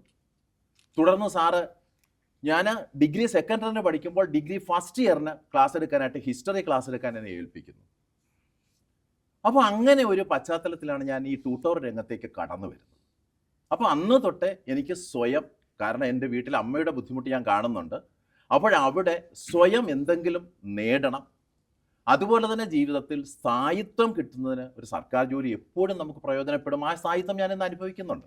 കാരണം ഞാൻ റിട്ടയർമെൻറ്റിന് ശേഷവും എനിക്ക് ഏകദേശം ഒരു 50,000 രൂപയോളം ഇന്ന് പെൻഷൻ വാങ്ങിക്കാൻ കഴിയുന്നുണ്ടെങ്കിൽ ഞാനന്ന് സർക്കാർ ജോലിയിൽ പ്രവേശിക്കുക എന്ന ഉറച്ച തീരുമാനം എടുത്തത് കൊണ്ടാണ്. അപ്പോൾ ആ ഒരു സ്ഥായിത്വം തന്നെയാണ് എന്നെ സർക്കാർ ജോലിയിലേക്ക്. അടുത്തൊരു കാര്യം പോകാമെന്ന് വെച്ചാൽ ഇപ്പോൾ നമ്മുടെ റാങ്ക് നേടിയ വിദ്യാർത്ഥികളൊക്കെ നോക്കുമ്പോൾ അവർ എൻ്റെ ജീവിതത്തിൽ വലിയ സ്പാർക്ക് ഉണ്ടാക്കിയത് പ്രദീപ് സാറാണ്, എൻ്റെ സുജയ് സാറിൻ്റെ സ്റ്റഡി പ്ലാനാണ്, അല്ലെങ്കിൽ ഇതാണ് എന്നെ വിജയത്തിലേക്ക് എത്തിച്ചത്. അങ്ങനെ ഓരോ അധ്യാപകരുടെ പേരുകൾ എടുത്ത് പറയാറുണ്ട്. നിങ്ങളും സർക്കാർ സർവീസിൽ എത്തിയ ആൾക്കാരാണ്. നിങ്ങൾക്ക് മറക്കാൻ പറ്റാത്ത, നിങ്ങൾ അങ്ങേയറ്റം ആദരവോട് കാണുന്ന, അങ്ങേയറ്റം സ്നേഹത്തോടെ കാണുന്ന നിങ്ങളുടെ ജീവിതത്തിലെ ഒരു അധ്യാപകൻ അങ്ങനത്തെ ആരാണ്? അതായത് നിങ്ങൾ ഈ സർവീസിൽ എത്താനായിട്ട് നിങ്ങൾക്ക് പിന്നെ ഒന്നെങ്കിൽ നിങ്ങൾക്കൊരു പ്രചോദനമായതാവാം, വഴികാട്ടിയായതാവാം, നിങ്ങളെ പഠിപ്പിച്ചതാവാം, അങ്ങനെ ഒരാളാരാണ് സുജയ് സാർ? സർക്കാർ സർവീസിലേക്ക് ഞാൻ സ്വന്തം പഠിച്ചതുകൊണ്ട് തന്നെ എനിക്ക് അധ്യാപകരെ അങ്ങനെ ഓർത്തെടുക്കാനില്ല. പിന്നെ അധ്യാപകരല്ലാതെ നമ്മളെ മോട്ടിവേറ്റ് ചെയ്ത് വരുന്ന നാട്ടിൽ വളരെ ചുരുക്കം ആളുകളാണ്. ഞാൻ പല വീഡിയോകളും പറഞ്ഞിട്ടുണ്ട്. പൊതുവേ നാട്ടുകാരുടെ ഒരു കുത്തുവാക്കുകളിൽ നിന്നാണല്ലോ നമുക്ക് ഊർജ്ജം കിട്ടിയിട്ട് മുന്നോട്ട് കുതിച്ചിട്ടുള്ളതൊക്കെ. പിന്നെ അവിടെ സപ്പോർട്ട് ചെയ്തവരിൽ ഒരാളുടെ പേരെടുത്ത് എടുത്ത് പറയാനുള്ളത് റാഫിക്കയാണ്. റാഫിക്ക ഈ പറഞ്ഞ പോലെ വളരെ വൈകിട്ട് സർവീസ് കയറ്റിയ ഒരാളാണ്. നമ്മളിപ്പോൾ SPCIDയിൽ സീനിയർ സൂപ്രണ്ടായിട്ട് വർക്ക് ചെയ്യുകയാണ്. മൂപ്പരാണ് ഒരു നാട്ടിൽ നിന്ന് ഒരാളെങ്കിലും എന്നോട് പഠിക്കണം നോക്കണം എന്നൊക്കെ പറഞ്ഞതിൽ ഒരു കൂട്ടത്തിൽ ആകെയുള്ള ഒരു വ്യക്തിയാണ്. അദ്ദേഹത്തിന് ഓർമ്മയുണ്ട്. അതല്ലാതെ വേറെ അധ്യാപകർ എനിക്ക് PSC മേഖലയിൽ ഇല്ല. കാരണം ഞാനൊന്നും പഠിക്കുന്ന സമയത്ത് പറഞ്ഞാൽ നമ്മൾ റാങ്ക് ഫയൽ വാങ്ങി വെക്കുന്നു, തൊഴിൽ പ്രസിദ്ധീകരണങ്ങൾ വാങ്ങുന്നു, അതുപയോഗിച്ച് നന്നായിട്ട് പഠിക്കുക എന്നുള്ള തന്നെയായിരുന്നു അന്ന്. അല്ലാതെ കോച്ചിങ് ക്ലാസ്സുകൾ വളരെ അപൂർവമായിരുന്നു ആ സമയത്ത്. പ്രദീപ് സാറിനും എനിക്കും ഇതുപോലെ അന്ന് ഇതുപോലെ ആപ്പുകളോ വലിയ കോച്ചിങ് സെൻ്ററോ വന്നു. അതുകൊണ്ട് PSC മേഖലയിൽ ഒരു അധ്യാപകനില്ല. പക്ഷേ ഞാൻ ഡിഗ്രി ഫസ്റ്റ് ഇയറിനായപ്പം കൊല്ലം ഫാത്തിമ മദ നാഷണൽ കോളേജ് പഠിക്കുമ്പം നേരെ ലൈബ്രറി പോകും. അവിടെ കുറേ ചേട്ടന്മാർ സിവിൽ സർവീസിന് പരിചയപ്പെടും. അവരാണ് എന്നെ മോട്ടിവേറ്റ് ചെയ്ത് നീ ഇനി എത്ര ഡിഗ്രി എടുത്തെന്ന് പറഞ്ഞാലും PSCയിലോട്ടാണ് ഇപ്പോഴേ പഠിച്ചു തുടങ്ങും. ഞാൻ എക്കണോമിക്സിൻ്റെ ബുക്ക് എടുക്കാനാണ് പബ്ലിക് ലൈബ്രറിയിൽ ചെന്നത്. പക്ഷേ അടുത്തടുത്ത് എല്ലാവരും ഇരുന്ന് പഠിക്കുന്നു, ബുക്കുകൾ എടുത്ത് വെച്ച് വായിക്കുന്നു. അത് എനിക്ക് ആത്മാർത്ഥമായിട്ട് ഒരു ബിബിൻ ചേട്ടനുണ്ടായിരുന്നു, ഒരു അനൂജ് ചേട്ടനുണ്ടായിരുന്നു, ഉണ്ടായിരുന്നു. അവരൊക്കെ ഇപ്പോൾ എക്സൈസിലും ഒക്കെ ജോലി ചെയ്യുന്നത്. അവരുടെയൊക്കെ പറഞ്ഞ് ഞാൻ ചെല്ലുമ്പം ഈ ബുക്കുകൾ എടുത്ത് വെച്ച് വാരി ഇപ്പോഴേ തുടങ്ങാൻ. അങ്ങനെ ഞാൻ തുടങ്ങിയതാണ്. ഡിഗ്രി തേർഡ് ഇയർ ആയപ്പോഴത്തേക്ക് ഞാൻ ഗവൺമെൻറ് സർവീസിൻ്റെ ഗവൺമെൻറ് സർവീസിലോട്ടെത്തി. അത് ഒരു ഭയങ്കര മാറ്റമാണ്. കാരണം ഇപ്പോൾ കൊല്ലം പബ്ലിക് ലൈബ്രറി ചെന്നപ്പോഴത്തേക്ക് അത്രമാത്രം ഒരു ആൾക്കാർ പ്രത്യേകിച്ച് സിവിൽ പേരെടുത്ത് സർവീസിനും ബി എസ് സിക്കും പഠിക്കുക. അപ്പം നീ ഇപ്പോൾ കൊച്ചു പ്രായത്തിൽ ഇവിടെ വന്നിരിക്കുന്നില്ലേ, ഞാൻ അവർ കാണുമ്പോൾ അവരെ ബുക്കുകളൊക്കെ ഇരുന്ന് വായിക്കുന്ന കാണായിരുന്നു. അപ്പോൾ അവരോട് ഡൗട്ടൊക്കെ ചോദിച്ചപ്പോൾ അവർ നല്ല രീതിയിൽ സ്നേഹത്തോടെ പറഞ്ഞു ഇപ്പോഴേ പഠിച്ചു തുടങ്ങ്, സ്ട്രൈക്കൊക്കെ വരുമ്പോൾ നേരത്തെ ഇങ്ങി പോരെ, ഇവിടെ വന്നിരുന്ന് പടി, ശനി ഞായർ ഇവിടെ വന്നിരുന്ന് പടി. അങ്ങനെ ഞാൻ പോയി സെറ്റായത് അന്ന്. അതുകൊണ്ട് ഇങ്ങനെ ഒരു എടുത്തു പറയാൻ മോട്ടിവേറ്റ് ചെയ്യാനൊന്നുമില്ല, അച്ഛനമ്മമാരുടെ വാക്കുകൾ തന്നെയാണ് എന്നെ ഊർജ്ജം പകർന്ന് എത്രയും പെട്ടെന്ന് ജോലിയിൽ എത്തിച്ചത്. അനിൽകുമാർ സാറിന് ഇതുപോലെ തന്നെയാണോ? എന്നെ സംബന്ധിച്ച് പറയുമ്പോൾ ഒരു UP ക്ലാസ്സുകളിൽ എന്നെ പഠിപ്പിച്ചൊരു അധ്യാപകൻ വളരെയധികം സ്വാധീനിച്ചിട്ടുണ്ട്. കാരണം ഒരു മലയാള അധ്യാപകനാണ്. പക്ഷെ അദ്ദേഹം ക്ലാസ്സിൽ വരുമ്പോൾ അദ്ദേഹം ബോർഡിൽ എല്ലാ ദിവസവും ഒരു സംസ്കൃത ശ്ലോകം കുറിക്കും. നിയതം കുരു കർമ്മത്വം കർമ്മജ്യായോ അകർമ്മണഃ ശരീരയാത്രാപിച്ചതേ നപ്രസിദ്ധിയത് അകർമ്മണഃ. ഇത് അദ്ദേഹം അങ്ങനെ കുറിച്ചത് കൊണ്ടാണ് എൻ്റെ മനസ്സിൽ ഇങ്ങനെ പറഞ്ഞു കിടക്കുന്നത്. അല്ല ഒരു സംസ്കൃത ശ്ലോകം എനിക്കറിയില്ല. അതിൻ്റെ അർത്ഥവും അദ്ദേഹം പറഞ്ഞു തരും. നീ നിൻ്റെ കർമ്മത്തെ അനുഷ്ഠിക്കുക. നീ ശരിയായി കർമ്മം അനുഷ്ഠിച്ചില്ലെങ്കിൽ നിനക്ക് മറ്റൊന്നിനും യോഗ്യതയില്ല, ശരീരശുദ്ധി പോലും നടത്താൻ നിനക്ക് യോഗ്യതയില്ല എന്നുള്ളതാണ്. അപ്പോൾ അവിടെ എല്ലാ ദിവസവും സാറ് കർമ്മം ചെയ്യുക എന്ന ആ ഒരു ആപ്തവാക്യം നമ്മുടെ മുന്നിലേക്ക് വെക്കുകയും വളരെ രസകരമായി സാറിൻ്റെ പോർഷൻസ് എടുക്കുകയും ഒക്കെ ചെയ്തു പോയപ്പോൾ ആ അധ്യാപകൻ നമ്മളുടെ മനസ്സിൽ ഇങ്ങനെ കയറി കുടിയിരുന്നു എന്ന് പറയാം. സത്യത്തിൽ എന്നിലേക്കൊരു അധ്യാപകൻ ആവാഹിക്കപ്പെട്ടതും അങ്ങനെ ഒരു അധ്യാപകനിലൂടെ ആയിരിക്കാം. അപ്പോൾ ആക്ച്വലി അത് ഒരു ഉത്തേജനം തന്നെയാണ് ജീവിതത്തിൽ. കർമ്മം ചെയ്യുക, എവിടെ ചെന്നാലും. ഇപ്പോൾ ഞാൻ പല ഡിപ്പാർട്ട്മെൻറ്റുകളിൽ ജോലി ചെയ്തിട്ടുണ്ട്. ആ ഡിപ്പാർട്ട്മെൻറ്റുകളിലൊക്കെ എനിക്ക് ഒരുവിധം മെച്ചപ്പെട്ട ഒരു അഭിപ്രായം നേടിയെടുക്കാൻ കഴിഞ്ഞതിൻ്റെ കാര്യമെന്ന് പറയുന്നത് എൻ്റെ കഴിവുകളല്ല. ഞാൻ എന്നെപ്പറ്റി വിലയിരുത്തുമ്പോൾ ഞാൻ ബിലോ ആവറേജാണ്. പക്ഷേ എവിടെയാണോ പ്രവർത്തിക്കുന്നത് അവിടെ കഴിവിൻ്റെ പരമാവധി പുറത്തെടുത്ത് പ്രവർത്തിക്കണമെന്നുള്ള ഒരു ആഹ്വാനം എപ്പോഴും ഈ വഴികളിലൂടെ എൻ്റെ മനസ്സിലേക്ക് മുഴങ്ങുന്നു. ഓക്കെ, ഞാൻ പിന്നെ PSC മേഖല ചോദിച്ചുകൊണ്ടാണ് അധ്യാപകരെ അങ്ങനെ സ്മരിക്കാഞ്ഞത്. നന്ദിപൂർവ്വം സ്മരിക്കുന്ന 1-2 അധ്യാപകർ എനിക്കുണ്ട്. സ്കൂളിലുള്ള കാര്യമാണ്. ഇപ്പോൾ പഠിക്കാൻ അത്യാവശ്യം കഴിവൊക്കെ ഉണ്ടായിരുന്നു ചെറിയ ക്ലാസ്സിലൊക്കെ. പിന്നെ എന്ന് പറഞ്ഞാൽ കളിച്ച് നടന്നുകൊണ്ട് തന്നെ നമ്മുടെ ഉള്ളിൽ കഴിവുണ്ടെന്ന് തിരിച്ചറിഞ്ഞ് നമ്മളെ പ്രോത്സാഹിപ്പിച്ച കുറച്ച് പേരുണ്ട്. അതിലൊരാളാണ് സജിത ടീച്ചർ. അതായത് സജിത ടീച്ചർ ആദ്യം വന്ന സമയത്ത് അവിടെ ഒരു സുന്ദരിയായ ടീച്ചർ വരികയാണ് സ്കൂളിലേക്ക്. അപ്പം ഫസ്റ്റ് വന്ന സമയത്ത് ടീച്ചറെ ഞാനും ഞങ്ങളെ ക്ലാസ്സിലുള്ള കുറേ ടീമുണ്ട് എല്ലാം കൂടെ കരയിപ്പിച്ചു. ടീച്ചർ അവിടെ നിന്ന് കരഞ്ഞു. ടീച്ചർ ഫസ്റ്റ് ക്ലാസ്സാണ്. അപ്പോൾ അവിടെ നിന്ന് കരഞ്ഞ് കുറച്ച് കാലം ടീച്ചർ കുറച്ചങ്ങോട്ടത്തി ചില ടാക്ടിക്സ് ഒക്കെ ഉപയോഗിച്ചിട്ട് എനിക്ക് അത്യാവശ്യം പഠിക്കാനുള്ള കഴിവുണ്ട് മനസ്സിലാക്കി. നമ്മളൊരു സാധനം ഉണ്ടല്ലോ, എന്താണ്, കൂട്ടത്തിലെ ആൾക്കാർ ഒരാളെ ഇടർത്തി മാറ്റി കഴിഞ്ഞാൽ ബാക്കിയുള്ളവർ തളർത്താനുള്ള പരിപാടി ഉണ്ടല്ലോ. ആ പരിപാടി എടുത്തിട്ട് ടീച്ചർ എന്നെ ഒന്ന് മോട്ടിവേറ്റ് ചെയ്ത്, അപ്പോൾ ഞാൻ മാത്സ് ആ ഒരു ടൈം മുതലാണ് നന്നായിട്ട് പഠിക്കാൻ തുടങ്ങിയത്. 7ാം ക്ലാസ് 8ാം ക്ലാസ്സിലാണത്. അപ്പോൾ ആ ഒരു ടേണിംഗ് പോയിന്റിൽ ആ ടീച്ചർ എനിക്ക് ഓർമ്മയുണ്ട്. അതേപോലെ ഞാൻ ഈ പറഞ്ഞ പോലെ അങ്ങനെ ഇഷ്ടമുള്ള ടീച്ചേഴ്സ്, നന്നായിട്ട് അടിക്കുന്ന ടീച്ചേഴ്സ്, ഇവരുടെ വിഷയങ്ങൾ മാത്രമാണ് എനിക്ക് മാർക്ക് കിട്ടുക. ബാക്കിയൊക്കെ ഒരു ഒറ്റയൊക്കെ ആയിരിക്കും. അപ്പം 10ാം ക്ലാസ്സിലെത്തിയതിന് ശേഷമാണ് പിന്നെ ഞാൻ വിശദമായിട്ട് കാര്യമായിട്ട് പഠിക്കാൻ തുടങ്ങിയതും ഒരു ടേണിംഗ് പോയിന്റ് എന്നുള്ളത്. അവിടെ സ്മരിക്കേണ്ട ഒരു പേര് കൂടിയാണ് ഗോവിന്ദൻ മാഷ് എന്ന് പറയുന്നത്. കാരണം ഗോവിന്ദൻ മാഷ ക്ലാസ്സിലെ ഏക ഡിസ്റ്റിങ്ഷൻ, അതായത് അന്നത്തെ കാലഘട്ടത്തിൽ ഞങ്ങളുടെ നാട്ടിൽ സ്കൂളിൽ എന്ന് പറഞ്ഞാൽ 10A ഏറ്റവും മികച്ച കുട്ടികളുണ്ടാവുക, ഏറ്റവും നല്ല കുട്ടികൾ, അതേപോലെ തന്നെ നന്നായിട്ട് പഠിക്കുന്നവർ, ഈ പറയുന്ന അധ്യാപകരുടെ മക്കൾ, അങ്ങനെയുള്ളൊരു വേർതിരിവ് അവിടെ ഉണ്ടായിരുന്നു ആ കാലഘട്ടത്തിൽ. ഇപ്പോൾ ഉണ്ടോ എന്ന് എനിക്കറിയില്ല. അപ്പോൾ അങ്ങനെ ഏറ്റവും മികച്ച കുട്ടികളൊക്കെ 10Aയിലും 10Bയിലും ഉണ്ടാവും. എന്നെപ്പോലെ വക്ക് കൂട്ടിയോ മൂല പോയതോ ഒക്കെ 10Hയിലും 10Jയിലൊക്കെയാണ് ഉണ്ടാവുക. അപ്പോൾ അങ്ങനെയുള്ള ആ 10H ആണെന്നാണ് എൻ്റെ ഓർമ്മ, അല്ലെങ്കിൽ J ആണ്. ആ ക്ലാസ്സിൽ നിന്ന് ആദ്യമായിട്ടൊരു ഡിസ്റ്റിങ്ഷൻ ഉണ്ടാക്കിയെടുത്തത് ഗോവിന്ദൻ സാറായിരുന്നു. ആ സാറിൻ്റെ കണ്ണിൽ ആ തിളക്കം ഞാൻ കണ്ടിട്ടുണ്ടായിരുന്നു. ബാക്കിയുള്ള എനിക്ക് തോന്നുന്നു അന്ന് 10 ഡിസ്റ്റിങ്ഷനാണ് ആ സ്കൂളിലുള്ളത്. ഈ ബാക്കിയുള്ള ഈ സംഖ്യകൾ ചിലപ്പോൾ ചെറിയ വ്യത്യാസം ഉണ്ടാവുക, കാരണം അത്രയും വർഷത്തിൻ്റെതാണല്ലോ. അപ്പോൾ 9 10 ബാക്കിയുള്ളൊക്കെ എല്ലാവരും പ്രതീക്ഷിച്ച ഡിസ്റ്റിങ്ഷനുകളാണ്. ടീച്ചേഴ്സിൻ്റെ മക്കൾ 10Aയിലോ 10Bയിലുള്ള കുട്ടികളാണ്. അപ്പം 10H സാർ ഒരു സാധനം ഉണ്ടാക്കിയെടുത്തതിൻ്റെ അഭിമാനം സാറിനും ഉണ്ടായിരുന്നു. അത് നേടിയതിൻ്റെ അത് നേടിത്തന്നതിൻ്റെ ഒരു നന്ദിയുടെ തിളക്കം എൻ്റെ കണ്ണുകളിലുണ്ടായിരുന്നു സാറോട്. അപ്പോൾ സാറിന് എനിക്ക് ഒരിക്കലും മറക്കാത്തൊരു അധ്യാപകനാണ് ഗോവിന്ദൻ സാർ. ഓക്കെ സാർ, ഇനി പെട്ടെന്ന് മറുപടി പറയണം. PSC പ്രദീപ് സാറേ, PSC പഠിക്കാൻ റാപ്പിഡ് ആണോ? അല്ല, റാപ്പിഡിലേക്ക് വന്നിട്ടില്ല. PSC പഠിക്കാൻ ഇറങ്ങിയപ്പോൾ ഏറ്റവും ഇഷ്ടപ്പെട്ട സബ്ജക്റ്റും ഏറ്റവും ബോറായിട്ട് തോന്നുന്ന സബ്ജക്റ്റ് ഏതാണ്? PSC പഠിക്കാൻ ഇറങ്ങിയപ്പോൾ ആലോചിക്കാൻ വേണ്ടി ഏറ്റവും ഇഷ്ടം തോന്നിയ സബ്ജക്റ്റും ഏറ്റവും ബോറായി തോന്നിയ സബ്ജക്റ്റ് ഏതാണ്? ഇഷ്ടം തോന്നിയ സബ്ജക്റ്റ് ഹിസ്റ്ററിയാ. ബോറായിട്ടൊന്നും തോന്നിയിട്ടില്ല, എനിക്കൊന്നും തോന്നിയിട്ടില്ല. ബുദ്ധിമുട്ടായെന്ന് പറഞ്ഞാൽ ഞാൻ ഹ്യൂമാനിറ്റീസ് ആയിട്ട് BA എക്കണോമിക്സ് ആയിട്ട് സയൻസ് മേഖല, എന്നാലും മെനക്കെട്ട് മനസ്സിലൊരാഗ്രഹമുണ്ട് ഇതും പഠിച്ചാലേ ജോലി കിട്ടൂ എന്നൊരു വാശി ഉണ്ടായിട്ട് സയൻസും എല്ലാ ദിവസവും കുറച്ച് നേരം മാറ്റി വെക്കുമായിരുന്നു പഠിക്കാൻ. പക്ഷേ ഏറ്റവും ഇഷ്ടപ്പെട്ടതും എവിടെ പഠിപ്പിക്കാനും പോകാനായാലും എൻ്റെ വായിലേക്ക് ഏറ്റവും കൂടുതൽ GK വരുന്നതും എല്ലാം ഹിസ്റ്ററിയാണ്. പക്ഷേ സയൻസ് പാടാണെങ്കിലും മനസ്സിലൊരുതുണ്ട് ഇത് പഠിച്ചേ പറ്റൂ. അതുകൊണ്ട് അങ്ങനെ ഒരു പാടായിട്ട് എനിക്ക് തോന്നുന്നു. അനിൽകുമാർ സാർ ഹിസ്റ്ററി തന്നെയാണ് ഇഷ്ടം. ഹിസ്റ്ററി തന്നെയാണ് ഇഷ്ടം. സയൻസ് എനിക്ക് ഇഷ്ടമല്ലായിരുന്നു. അതുകൊണ്ടാണ് മോനെ ഹിസ്റ്ററി പഠിപ്പിച്ചത്. അതുകൊണ്ടല്ല, മോൻ അവൻ്റെ ആഗ്രഹത്തിനനുസരിച്ചാണ്. കാരണം നമ്മൾ ഓരോരുത്തരെയും അവരവരുടെ ആഗ്രഹങ്ങൾക്കനുസരിച്ച് വിടുക എന്നുള്ളതാണ്. അല്ലാതെ സയൻസ് കെട്ടിയേൽപ്പിച്ച് മെഡിസിൻ എൻട്രൻസ് എഴുതണം അല്ലെങ്കിൽ എഞ്ചിനീയറിംഗ് എൻട്രൻസ് എഴുതണം എന്ന് പറഞ്ഞ് നമ്മൾ കെട്ടിച്ചമച്ചിട്ട് കാര്യമില്ല. എന്താണോ ഇഷ്ടം അതിനനുസരിച്ച് അവരെ വഴിതിരിച്ചു. സാർ ഇഷ്ടപ്പെട്ടത് ഹിസ്റ്ററിയാണ്. ഞാൻ ഇഷ്ടപ്പെട്ടത്, എൻ്റെ ഇഷ്ടമെന്ന് ഹിസ്റ്ററി ആയിരുന്നു. അന്ന് സയൻസ് ഞാൻ സയൻസിന് എന്തെങ്കിലും ദോഷമുള്ളത് കൊണ്ടല്ല, എനിക്ക് ഉൾക്കൊള്ളാൻ പറ്റുന്നില്ലായിരുന്നു അത് പലതും. അതുപോലെ വെറുത്തിരുന്നൊരു സബ്ജക്റ്റാണത് മാത്സും എനിക്ക് അത്ര ഇഷ്ടമുള്ളൊരു സബ്ജക്റ്റ് അല്ലായിരുന്നു. അപ്പോൾ അതുകൊണ്ട് തന്നെയാണ് ഞാൻ +2 വന്നപ്പോൾ പിന്നീട് വീട്ടിലൊക്കെ അന്ന് പറയുന്നുണ്ടായിരുന്നു സെക്കൻഡ് ഗ്രൂപ്പ് എടുക്കാം എന്നൊക്കെ പറയുമ്പോൾ പല പല കാര്യങ്ങൾ അതിൽ നേട്ടമുണ്ടെന്ന് പറയുമ്പോഴും ഞാൻ അതിലേക്ക് എങ്ങും പോകാതെ ആ ചതിയിൽ വീഴാതെ ഞാൻ തേർഡ് ഗ്രൂപ്പ് എടുത്തുകൊണ്ട് മുന്നോട്ട് പോയത്. പിന്നീട് ഡിഗ്രി വന്നപ്പോഴും ഹിസ്റ്ററിയാണ് എടുത്തത്. സാറ് വെറുക്കുന്ന വിഷയമാണ് എൻ്റെ ഇഷ്ട വിഷയം, മാത്സ്. ഞാൻ നടപടിക്ക് പോയി എന്ന് പറഞ്ഞില്ലേ, പിന്നെ അച്ഛനെല്ലാം കൂടി ഉന്തിത്തള്ളി ക്ലാസ് എടുക്കാൻ വിട്ടു. ക്ലാസ് എടുത്ത് തുടങ്ങി ഞാൻ ഫസ്റ്റ് മാത്സാണ്. PSCക്ക് ഞാൻ മാത്സാണ് ആദ്യം ക്ലാസ് എടുത്ത് തുടങ്ങിയത്. അതുകൊണ്ട് തന്നെ ഇഷ്ടപ്പെട്ട സബ്ജക്റ്റ് മാത്സാണ്.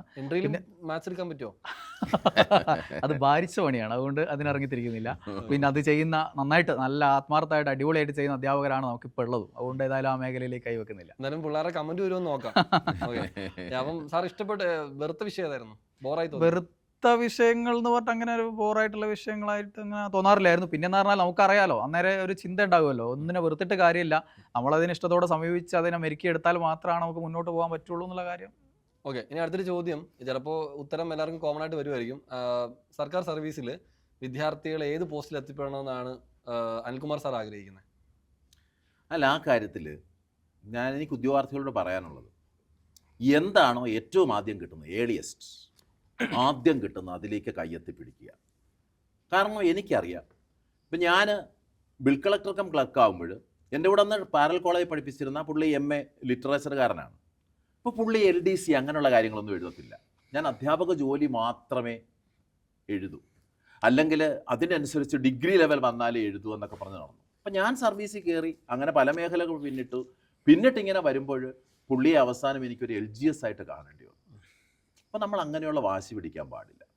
നമ്മുടെ വിദ്യാഭ്യാസ യോഗ്യതയ്ക്ക് അനുസരിച്ച് വരുന്ന ജോലികളിൽ പ്രവേശിക്കുക, എന്നാൽ നമ്മുടെ ശ്രമം അവസാനിപ്പിക്കാതിരിക്കും. ഇപ്പോൾ ഞാൻ തന്നെ ഇവിടെ പിന്നെ PSCയിൽ എത്തിയതിന് ശേഷം അവിടെ നിന്നത് മറ്റു ജോലികൾ കിട്ടാത്തതുകൊണ്ടല്ല, PSCയിൽ എത്തിയതിന് ശേഷവും പിന്നെ പല ടെസ്റ്റുകൾ എക്സൈസ് ഇൻസ്പെക്ടറുടെ ഒരു ലിസ്റ്റിൽ ഞാൻ വന്നു. പക്ഷേ ഞാൻ ഫിസിക്കലിന് പോയില്ല. കാരണം എന്തോ PSCയിലെ ജോലി എനിക്ക് വളരെ ഇഷ്ടപ്പെട്ടു. അവിടുത്തെ നമുക്ക് കിട്ടുന്ന മറ്റു ബാഹ്യ സമ്മർദ്ദങ്ങളില്ല, മറ്റു സ്ഥലങ്ങളിൽ പോലെ പൊളിറ്റിക്കലായിട്ടുള്ള ഇടപെടലുകളില്ല. അവിടുത്തെ റൂൾസും ചട്ടവും അനുസരിച്ച് ചെയ്യുവാനുള്ള സ്വാതന്ത്ര്യം നമുക്കുണ്ട്. അതിനെ ഞാൻ ഇഷ്ടപ്പെട്ടു. അതിനുശേഷം പഞ്ചായത്ത് എക്സിക്യൂട്ടീവ് ഓഫീസറിൻ്റെ ലിസ്റ്റിൽ വന്നിട്ടുണ്ട്, ജൂനിയർ പിന്നെ എംപ്ലോയ്മെൻറ്റ് ഓഫീസർ എന്നുള്ള ലിസ്റ്റ് വന്നു. അതൊക്കെ അഡ്വൈസ് വന്നിട്ട് പോലും ഞാൻ പോയിട്ടില്ല. പിന്നെ ഡെപ്യൂട്ടി കളക്ടർ പ്രിലിമിനറി കിട്ടി, പക്ഷേ മെയിൻ എത്തിയപ്പോഴത്തേക്ക് കിട്ടിയില്ല. അപ്പോൾ ഇത് എൻ്റെ അനുഭവത്തിൽ നിന്ന് എനിക്ക് പറയാനുള്ളത്, നിങ്ങൾ കിട്ടുന്ന ജോലിയിലേക്ക് പ്രവേശിക്കുക, പക്ഷേ നിങ്ങളുടെ ലക്ഷ്യം ഏറ്റവും ഉന്നതമായ പോസ്റ്റ്. ഇപ്പം നമുക്ക് പറയാവുന്നത് കാസാണ് കേരളം, ആ കാസിലേക്ക് തന്നെ നിങ്ങൾ ലക്ഷ്യം വെക്കുക. അത് നിറവേറ്റാൻ കഴിയും. അത് അനിൽകുമാർ സാറ് പറഞ്ഞ കാര്യം തന്നെയാണ് എനിക്കും പറയാനുള്ളത്. പിന്നെ അതിൽ ചെറിയൊരു ഭിന്നാഭിപ്രായം എന്ന് പറയുന്നത്, സാറ് പറഞ്ഞിട്ടുണ്ട് സാറ് ജോലി കയറിയതിന് ശേഷവും പലതും നേടിയിട്ടുണ്ട്. പക്ഷേ വലിയൊരു ശതമാനം ആളുകൾക്ക് അത് സാധിക്കാറില്ല. കാരണം ഒരു കംഫർട്ട് സോണിൽ എത്തുന്ന സമയത്ത് പിന്നെ ഇതൊക്കെ മതി എന്നുള്ള ഒരു മൈൻഡിലേക്ക് പോകും. അതുകൊണ്ട് നമ്മളെ ബ്രെയിൻ്റെ 100% നമുക്ക് പ്രയോഗിക്കാൻ പറ്റാത്തൊരവസ്ഥയുണ്ട്. അതുകൊണ്ട് മാക്സിമം നമുക്ക് എന്തൊക്കെ എത്തിപ്പിടിക്കാൻ പറ്റുമോ അതൊക്കെ ഈ ഒരു ടൈമിൽ തന്നെ അതിനുവേണ്ടി ശ്രമിക്കാനുള്ളതാണ്. അതായത് ഇപ്പോൾ ആദ്യം LGSന് വേണ്ടി ശ്രമിച്ച് പിന്നെ LDCക്ക് നോക്കി പിന്നെ ഡിഗ്രി ലെവൽ നോക്കി അങ്ങനെ ചെയ്യാതെ ഇറങ്ങി തിരിച്ച് എല്ലാത്തിനും കൂടെ അങ്ങ് പഠിക്കുക. ഈ സാർ പറഞ്ഞ പോലെ KS എന്നുള്ള ലക്ഷ്യം വെച്ച് തന്നെ എല്ലാത്തിനും കൂടെ ചേർന്നുകൊണ്ട് പഠിക്കുക. അതാണ് ചെയ്യാൻ. പ്രദീപ് സാർ എന്താ പറയുന്നത്? എനിക്ക് പറയാനുള്ള ഇഷ്ടപ്പെട്ട പ്രൊഫഷൻ ഏറ്റെടുക്കുക. ചില ആൺകുട്ടികൾക്കാണെങ്കിൽ ഫോഴ്സ് ആയിരിക്കും. അതിൽ ഏറ്റവും ശോഭിക്കുക, ഏറ്റവും ഉയർന്ന സബ് ഇൻസ്പെക്ടർ എത്താൻ പറ്റുമെങ്കിൽ എത്തണം എന്ന വാശിയോടുകൂടി പോവുക. മറ്റുള്ളവർ ചിലപ്പം ക്ലറിക്കൽ പോസ്റ്റ് ആയിരിക്കും. ആ മുമ്പിൽ ഏത് പരീക്ഷയാണോ അത് വാശിയോടുകൂടി പഠിക്കുക. പിന്നെ ഈ LGS കയറുന്നത് ചിലപ്പം നല്ല ക്വാളിഫിക്കേഷൻ വരെ എത്തിയതിന് ശേഷം LDCയിലൊക്കെ ഒതുങ്ങിപ്പോകുന്നവരുണ്ട്. അവരോടൊക്കെ എനിക്ക് എടുത്തു പറയാനുള്ളത്, പിന്നെ വിഷമിക്കരുത്. എനിക്ക് ഏതെങ്കിലും ഒന്ന് കിട്ടി അവിടെ അങ്ങ് ഒതുങ്ങി നിൽക്കരുത്. മുന്നോട്ടുള്ള യാത്രകളിൽ നിങ്ങൾ ചിന്തിക്കും. നിങ്ങളെക്കാൾ ചിലപ്പം ജൂനിയർ വലിയ പോസ്റ്റ് ഡിഗ്രി ലെവൽ നിൽക്കുമ്പം വിഷമിക്കരുത്. അതുകൊണ്ട് പൂർണ്ണമായും ഡെഡിക്കേറ്റ് ചെയ്ത് ഏറ്റവും ഡിഗ്രി ലെവൽ തന്നെ കയറിപ്പം നമ്മുടെ PSCയിൽ ഏറ്റവും അവസാനിക്കുന്നത് ഡിഗ്രി ലെവൽ പരീക്ഷ, അതിൽ തന്നെ കയറണം എന്ന വാശിയോടുകൂടി മുന്നോട്ട് പോവുക. പിന്നെ നിങ്ങൾക്ക് ഇഷ്ടപ്പെട്ട പ്രൊഫഷൻ, ആൺകുട്ടികൾക്ക് ചിലപ്പം ഫോഴ്സ് പരീക്ഷ, ചിലർ പോലീസ് ആകണം, അല്ലെങ്കിൽ ചിലർ എക്സൈസ് ഇൻസ്പെക്ടർ ആകണം, അല്ലെങ്കിൽ SI ആവണം. ഇതാണെങ്കിൽ ആ മേഖലയിൽ ശോഭിക്കുക. അതാണ് എനിക്ക് പറയാനുള്ളത്. ഓക്കെ, സുജയ് സാറേ, ഡിഗ്രി ലെവലിൽ ഇനി അപ്കമിങ് വരാൻ പോകുന്ന പ്രധാനപ്പെട്ട സാധ്യതകൾ, പരീക്ഷകളൊക്കെ ഏതൊക്കെയായിരിക്കും? ഇതിപ്പം തന്നെ നോട്ടിഫിക്കേഷൻ, എക്സൈസ് ഇൻസ്പെക്ടർ നോട്ടിഫിക്കേഷൻ വരാൻ പോവുകയാണ്. ഓൾറെഡി SBCID വന്നിട്ടുണ്ട്. അത് രണ്ടും ഏകദേശം ഒരേ സമയത്തായിരിക്കും പരീക്ഷ നടക്കാൻ പോകുന്നത്. ഇനിയിപ്പോൾ കമ്പനി ബോർഡ് കോർപ്പറേഷൻ അസിസ്റ്റന്റ് വരാനുണ്ട് അല്ലേ സാറേ? പിന്നെ യൂണിവേഴ്സിറ്റി അസിസ്റ്റന്റ് ഉണ്ട്. പിന്നെ ജൂനിയർ എംപ്ലോയ്മെന്റ് ഓഫീസറും ഏകദേശം അല്ലേ, അതും ഏകദേശം വരാനുള്ള ടൈം ആയിട്ടുണ്ട്. അതേപോലെ KITയിൽ കേരള അഡ്മിനിസ്ട്രേറ്റീവ് ട്രിബ്യൂണൽ അസിസ്റ്റന്റ് വരാനുണ്ട്. അപ്പോൾ ഇതൊക്കെ ഡിഗ്രി ലെവൽ പോസ്റ്റുകൾ വരാനുള്ളതാണ്. അതേപോലെ VFA, BEPCO, LD ഒക്കെയാണ് 10th ലെവൽ വരാനുള്ളത്. പിന്നെ ഞാൻ ഓരോരുത്തരടുത്തും ചോദിക്കാന്ന് വിചാരിച്ചതാണ്. അനിൽകുമാർ സാറിന് 10th ലെവൽ ചോദിക്കാൻ കുഴപ്പമില്ല. കുറച്ചുകൂടി വിശാലമായിട്ട് അനിൽകുമാർ സാറിന് പറയാൻ പറ്റുമോ 10th ലെവലിൽ എന്തൊക്കെയായിരിക്കും വരാൻ പോണേ? 10th ലെവലിൽ ഇപ്പോൾ നമ്മുടെ സൂപ്പർ താരങ്ങൾ എന്ന് പറയുന്നത് ഒന്ന് BFA, വില്ലേജ് ഫീൽഡ് അസിസ്റ്റന്റ്, പിന്നെ BEPCO LDC. BEPCO LDCക്ക് ഇപ്രാവശ്യം ഒരു പ്രാധാന്യങ്ങളുണ്ട്. അത് ഉദ്യോഗാർത്ഥികൾ മനസ്സിലാക്കണം. കാരണം മുൻപ് അസിസ്റ്റന്റ് എന്നൊരു പോസ്റ്റ് ഉണ്ടായിരുന്നല്ലോ അവിടെ ഡിഗ്രി ലെവലിൽ. ആ പോസ്റ്റ് അങ്ങ് നിർത്തി. ആ പോസ്റ്റ് നിർത്തിയപ്പോൾ ആ വേക്കൻസികളും കൂടി, ആ പോസ്റ്റ് കൂടി ഇതിലേക്ക് ലയിപ്പിച്ചിരിക്കുക. അപ്പോൾ അതുകൊണ്ട് തന്നെ BEPCOയുടെ ഒഴിവുകളുടെ എണ്ണവും സാധ്യതകളും വളരെ കൂടുതൽ. പക്ഷേ ഒരു പ്രശ്നമുണ്ട് സാർ, ഇപ്പോൾ ഓൾറെഡി ആ NJD വേക്കൻസികളാണ് അവിടെ നടന്നുകൊണ്ടിരിക്കുന്നത് സംഭവം. എടുക്കുന്നില്ല. പിന്നെ ഇവര് OA ആയിട്ട് കയറുന്ന OA ഉണ്ടല്ലോ, അവരെ കൊണ്ടാണ്. അല്ല, ഞാൻ കുറച്ച് സുഹൃത്തുക്കൾ നമ്മൾ എൻട്രി ചെയ്യുന്ന കയറിയിട്ടുണ്ടായിരുന്നു. അപ്പോൾ അവരെ കോൺടാക്ട് ചെയ്തപ്പോൾ OA ആയിട്ട് കയറിയവരും ഇവരുടെ എല്ലാം പണി തന്നെയാണ് ചെയ്തുകൊണ്ടിരിക്കുന്നത്. അതുകൊണ്ട് അവർ ഒഴിവുകൾ ചെയ്യാത്തൊരു വിഷയം റിപ്പോർട്ട് നോട്ടിഫിക്കേഷൻ എന്തായാലും. സ്വാഭാവികമായിട്ട് കൂടുതൽ വേക്കൻസി ഉണ്ടാവേണ്ടതാണ്. കാരണം ഒരു പോസ്റ്റ് കൂടി ഇതിനകത്തേക്ക് ലയിച്ചിരിക്കുക. അതെ അതെ അതെ അതെ. അപ്പോൾ 2 പോസ്റ്റിന്റെയുമായിട്ടുള്ളൊരു സ്ട്രെങ്ത് അതിനുണ്ടാകണമല്ലോ. അതുപോലെ അവിടെ നിയമനം നടത്തുന്നതിന് ഒരു പ്രശ്നവുമില്ല, കാരണം അത്രയും വരുമാനമുണ്ട്. ഓക്കെ, പ്രദീപ് സാറേ, +2 ലെവലിൽ ഏതൊക്കെയായിരിക്കും വരാൻ പോണേ ഫോഴ്സ്? മെയിനായിട്ട് ഫോഴ്സ് പരീക്ഷ ഇപ്പം നടക്കുക ഓരോ വർഷം കൂടുമ്പോഴും ഉണ്ടല്ലോ. പോലീസും ഫയർഫോഴ്സും ഇപ്പോൾ ഒന്ന് പോയാലും അടുത്തതിന് വേണ്ടി കുറച്ച് നാളൊന്ന് വെയിറ്റ് ചെയ്ത് ഏറ്റവും നല്ല റാങ്കിലെത്തുക എന്നുള്ളതാണ്. പിന്നെ പ്രിസൺ ഓഫീസറുണ്ട്. പിന്നെ ഫോഴ്സ് പരീക്ഷ വർഷം ഡിസംബറോടുകൂടി അടുത്ത വിളിക്കും. ഇപ്പം ഈ മാസം ജൂലൈ മാസത്തിൽ പരീക്ഷയാണ് പോലീസും ഫയർഫോഴ്സും. അപ്പോൾ അടുത്ത ഒരു പക്ഷേ ചെറിയ മാർക്കിനങ്ങനെ ഔട്ടായി, അല്ലെങ്കിൽ ചെറിയ റാങ്ക് താഴെ എന്നൊക്കെയാണെങ്കിൽ വാശിയോടുകൂടി ഒരു വർഷവും കൂടെ മെനക്കെടുക. നിങ്ങൾ ആഗ്രഹിച്ച ജോലിയിൽ എത്തിച്ചേരണം. അടുത്ത വർഷവും നിങ്ങളുടെ മുമ്പിലുണ്ട്. അനിൽകുമാർ സാറേ, ഒരു 10th ലെവലിലൊരു അടിസ്ഥാന ശമ്പളം, ഒരു മാന്യമായ ശമ്പളം എത്ര തുടങ്ങുന്നില്ല? ഞാനത് പറയുന്നതിന് മുമ്പ് ഇപ്പോൾ സാറ് പറഞ്ഞതിൻ്റെ കണ്ടിന്യൂഷൻ ആയിട്ടൊരു കാര്യം കൂടെ പറയാം. കാരണം ഇപ്പോൾ PSC എടുത്തിരിക്കുന്ന ഒരു സമീപനമുണ്ട്. ആ സമീപനം വളരെ നല്ലൊരു സമീപനമാണ്. കാരണം സാറ് പറഞ്ഞതുപോലെ ഫോഴ്സിൻ്റെ നോട്ടിഫിക്കേഷൻ എല്ലാ വർഷവും നിങ്ങൾക്ക് കിട്ടും. ഇപ്പോൾ ഈ വർഷം നിങ്ങൾ ഫോഴ്സ് എഴുതി കിട്ടിയില്ല, നിങ്ങൾ ചിലപ്പോൾ അതിൻ്റെ അടുത്തെത്തിക്കാണ്, കട്ട് ഓഫിൻ്റെ അടുത്തെത്തിക്കാണ്. അപ്പോൾ അതിനുശേഷം നിങ്ങൾ എന്ത് ചെയ്യുക? അടുത്ത വർഷം ഉണ്ടാകും നോട്ടിഫിക്കേഷൻ. കാരണം അത് ആനുവൽ സെലക്ഷനാണ്. ഓരോ വർഷവും അതിൻ്റെ നോട്ടിഫിക്കേഷൻ ഉണ്ടാകും. മുൻപ് LDCയുടെ അതെന്നൊക്കെ പറഞ്ഞ ഒരു ലിസ്റ്റ് ക്യാൻസലായി, പിന്നെ നോട്ടിഫിക്കേഷൻ വന്ന ആ ഒരു അവസ്ഥയാണ്. ഇപ്പോൾ LDC റാങ്ക് ലിസ്റ്റ് തുടങ്ങിയാൽ 1.5 വർഷം പകുതി പീരീഡ് പിന്നിടുമ്പോൾ അടുത്ത നോട്ടിഫിക്കേഷൻ വരും. അപ്പോൾ നമുക്ക് ഏകദേശം 1.5 വർഷം ഗ്യാപ്പിൽ എന്ത് കിട്ടുകയാണ്? LDCയുടെ ഇങ്ങനെയുള്ള പോസ്റ്റുകളുടെയൊക്കെ കിട്ടുകയാണ്. പിന്നെ ചോദിച്ച ചോദ്യത്തിലേക്ക് ഞാൻ വരാം. ഏകദേശം ഇപ്പോഴത്തെ സാലറി എന്ന് പറയുമ്പോൾ നമുക്കറിയാമല്ലോ, 23,000 ഇഷ്ടമാണല്ലോ LGSന്റെ തന്നെ. അപ്പോൾ അവിടെ നമുക്ക് കിട്ടുന്ന DA ഇപ്പോൾ കുറച്ച് പെൻഡിങ് ഉണ്ട് ഗവൺമെന്റ്. അത് പക്ഷേ ഗവൺമെന്റ് ഇപ്പോൾ കൊടുത്തോണ്ടിരിക്കുകയാണ്. അപ്പോൾ ആ DA 15. അപ്പോൾ DA പിന്നെ HRA ഇതൊക്കെ കൂടെ വരുമ്പോൾ തീർച്ചയായിട്ടും LGS ആയിട്ട് കയറുന്ന ഒരാൾക്ക് പോലും ഒരു 27-നടുത്തൊക്കെ സാലറി കിട്ടാനുള്ളൊരു ചാൻസ് ഉണ്ട്. പിന്നെ +2 ലെവലിലേക്കും ഡിഗ്രി ലെവലിലേക്കും എത്തുമ്പോൾ കൂടും. അത് മാത്രമല്ലല്ലോ, ഇവിടെ എന്ന് പറയുന്ന ഒരു ഗുണമെന്ന് പറയുന്നത് ഓരോ വർഷവും ഒരു ആനുവൽ ഇൻക്രിമെൻ്റ് നമുക്ക് ലഭിക്കുകയാണ്. ആ ഇൻക്രിമെൻറ്റിന് DA നമുക്ക് ലഭിക്കുകയാണ്. അപ്പോൾ അതൊരു വലിയ നേട്ടമാണ്. അതുപോലെ പ്രൊമോഷൻസ് വരുമ്പോൾ ആ പ്രൊമോഷൻസിലൊക്കെ ഒരു ഫിക്സേഷൻ നടക്കും. ഫിക്സേഷൻ നടക്കുമ്പോൾ 2 ഇൻക്രിമെൻ്റ് ഒറ്റയടിക്ക്, ആനുവൽ ഇൻക്രിമെൻ്റ് വരുന്നത് കൂടാതെ 2 ഇൻക്രിമെൻ്റ് ഒറ്റയടിക്ക് മുന്നോട്ട് നമ്മൾ നീങ്ങുകയാണ്. പിന്നെ സാലറി സ്കെയിൽ നമ്മളെക്കാൾ ഇപ്പോൾ വാങ്ങുന്നതിനേക്കാൾ ഉയർന്ന സ്കെയിലാണെങ്കിൽ നമ്മൾ അതിൻ്റെ മിനിമത്തിലേക്ക് എത്തുകയാണ്. അപ്പോൾ അങ്ങനെ കൂടുതൽ സാലറിയിലേക്ക് പോകണം. ഞാൻ എൻ്റെ കാര്യം തന്നെ പറഞ്ഞാൽ ആദ്യ വർഷം 600 രൂപ ഞാൻ L D C cum bill collector കയറുമ്പോൾ 600 രൂപ ശമ്പളം വാങ്ങിയിരുന്ന ഞാൻ റിട്ടയർ ചെയ്യുമ്പോൾ എൻ്റെ ഗ്രോസ് സാലറി 1 ലക്ഷം രൂപയായിരുന്നു. 1 lakh rupees ആയിരുന്നു. 2018 ഞാൻ റിട്ടയർ ചെയ്തത്. അന്ന് ഞാൻ 1 ലക്ഷം രൂപ വാങ്ങി. പക്ഷെ അതിനേക്കാൾ സാഹചര്യം കൂടി. ഇപ്പോൾ വീണ്ടും ശമ്പള പരിഷ്കരണം വന്നു. ആ ശമ്പള പരിഷ്കരണത്തിലൂടെ വീണ്ടും ശമ്പളം വർദ്ധിച്ചിട്ടുണ്ട്. അപ്പോൾ എപ്പോഴും ഗവൺമെൻറ് ജോലിയിൽ സാലറി വൈസ് നോക്കുമ്പോൾ നമ്മളിപ്പോൾ കയറുമ്പോൾ അല്പം കുറഞ്ഞാലും മുന്നോട്ടുള്ള നമ്മുടെ പോക്കിൽ നമ്മൾ വേറെ ഏത് മേഖലകളിൽ പോകുന്നതിനേക്കാളും ഒരു സുരക്ഷിതത്വവും എല്ലാ കാര്യങ്ങളും